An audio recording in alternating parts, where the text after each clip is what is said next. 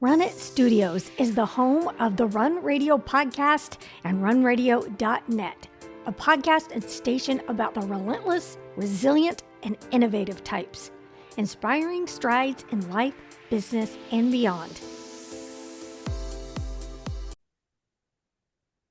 Welcome back to the Run Radio podcast. My name is Trina Wilcox. My guest today has a very important job of putting an event together, and that is always a huge undertaking.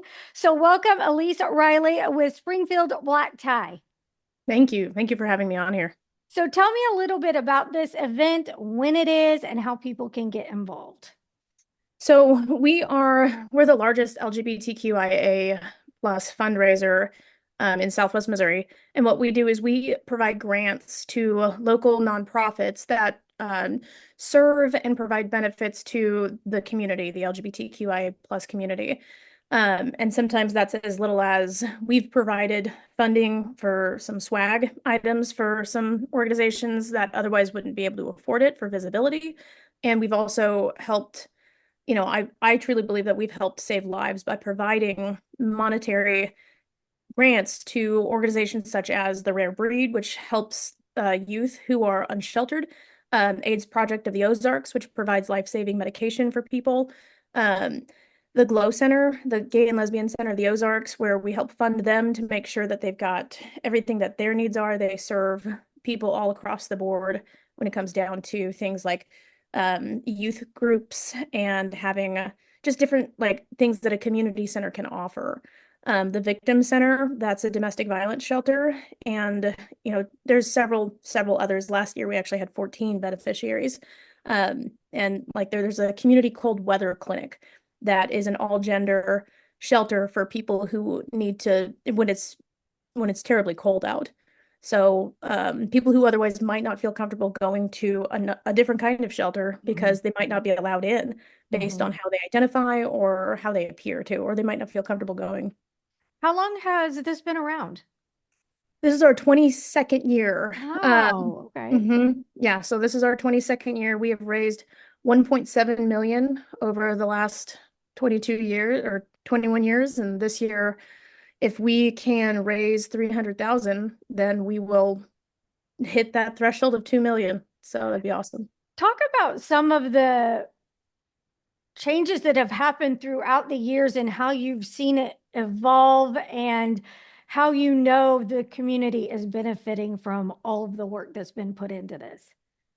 Yeah, so this started 22 years ago under a gentleman named Randy Donig. And Randy started this organization by it was a lot smaller, so long ago, and they had it in a much smaller location, and they had an idea to raise money to help go to places like the Glow Center. And, they knew that there was a need and they saw a need, and he got together with a group of folks, and they just started throwing this party, and it just started growing and growing ever since.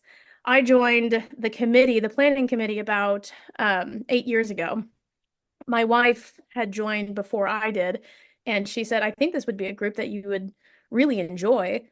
And I joined the following year, and my wife was like, well, okay. And I took over just volunteering on the planning committee. A couple years later, I was asked to join the board of directors.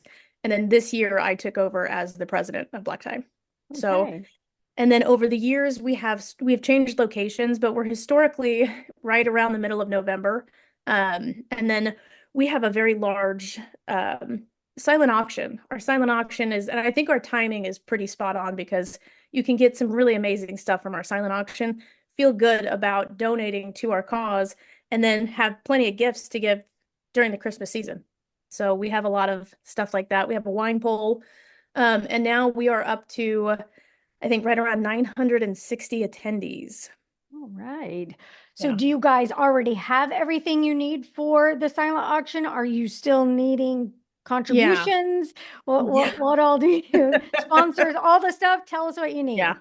So a lot of the things that we're always looking for stuff to put in our silent auction, even if it's not something that's large, it doesn't have to be. It can be a small gift card. It can be something that, a small decoration, and we have some stuff that we can create, even if you have just something small to give, we can then take that and utilize it in a bag or something like that. We have a local coffee shop that has donated a ton of stuff that goes, their inventory. And so we've had a lot of stuff, and we've had things like wine glasses that are donated, and then we need wine to put in it, Yeah. so we'll have different things that we can pair together. But our silent auction, we focus so heavily on sponsorships and selling our tickets that we get to this time in the year and we're like, "Ooh, okay, now we need to really hit the silent auction stuff hard."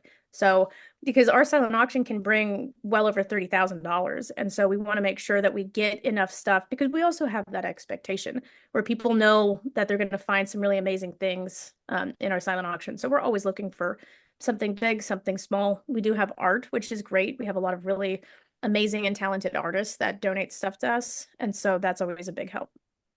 And do you still need sponsorships to come in as well? So we closed our sponsorship opportunities, and the reason is because we don't have any tickets left. So we Okay. sold out. I actually, I'm gonna hang my hat on. I'm new, this is my first year as president, but Yeah. I did oversell our tickets. And that was because I had a table and a half, basically, that I didn't exactly account for. And then, so sponsorships are closed because we don't have any tickets to offer. But we do have advertising opportunities. I actually have one here where this is our booklet, Oh, okay. Springfield. Yeah. So this is where we have, it's kind of like the gay yellow pages. So it's a really cool thing. And it's a cool tool that people ask for throughout the year.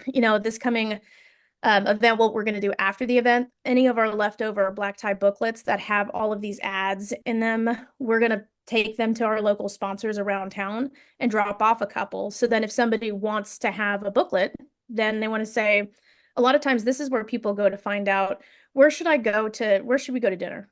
And they'll open this book and they'll look for the restaurants and see who is a supporter of black tie, because we have so many people that will advertise because they want people to understand, hey, we're a safe place to go to. Yeah. Yeah. Um, so it's a good problem. You're getting support, you've got growth.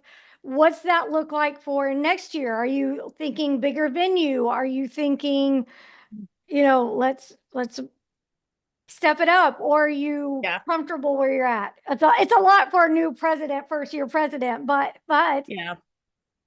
it Yeah, seems like a good problem to have. it is definitely a good problem to have. We have explored every year, it seems like, the topic of, do we need to find a bigger space? Mhm. Because, even though we sold out so quickly the last 2 years, Hmm. that I mean, the last year we sold out in 9 hours. And then Yeah. And then this year it took over 24, but that's because I didn't know that I should have shut it down, like Yeah, yeah. 16 tickets ago. And Wow.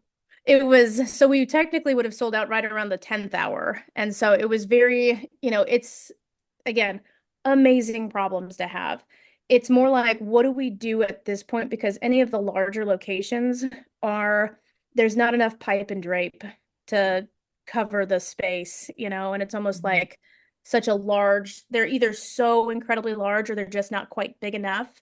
And Mhm. so again, I mean, with volunteers and the committee people and security and things like that, we have probably 1,000 people in attendance. And so Yeah. do we really need to fit more people in the Yeah. room, Yeah.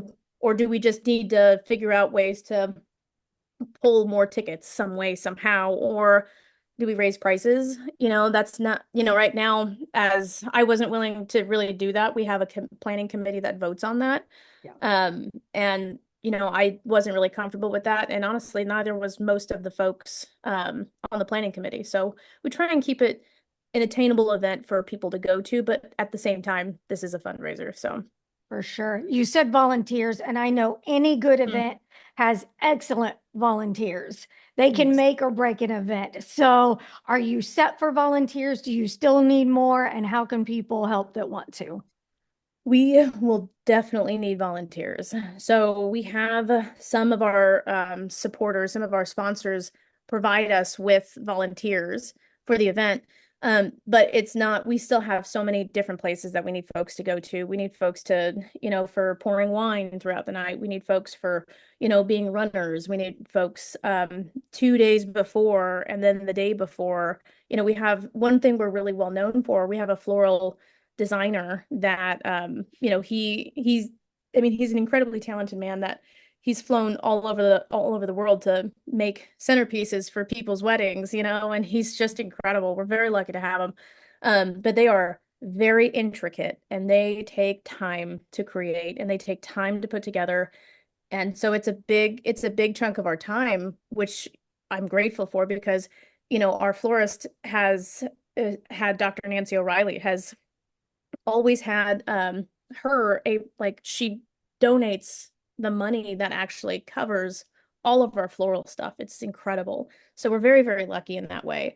And then Steve does just an incredible job putting it together, but it also takes a lot of hands, unboxing the flowers and making sure that they're going to stay in the type of condition that they need to stay in. And then setting the event up is a lot. We have a lot of things and a lot of hands that are needed. So we're always looking for volunteers. And, since we're sold out, I know that that's one way for folks to get into the room, and we're happy to accommodate for that, to make sure folks can also see. We have a great speaker, V from Under the Desk News.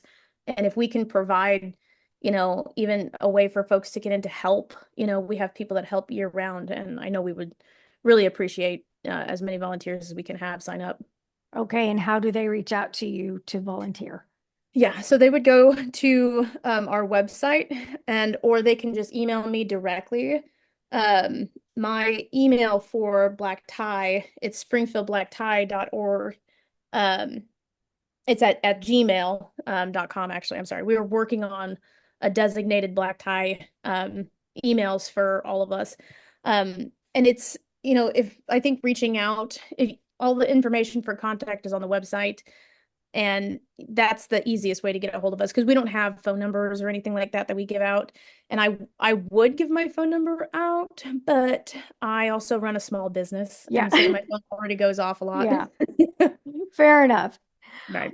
What's something else you'd like to share about the event? What people can expect, what the vibes like, and a good takeaway for folks watching and listening.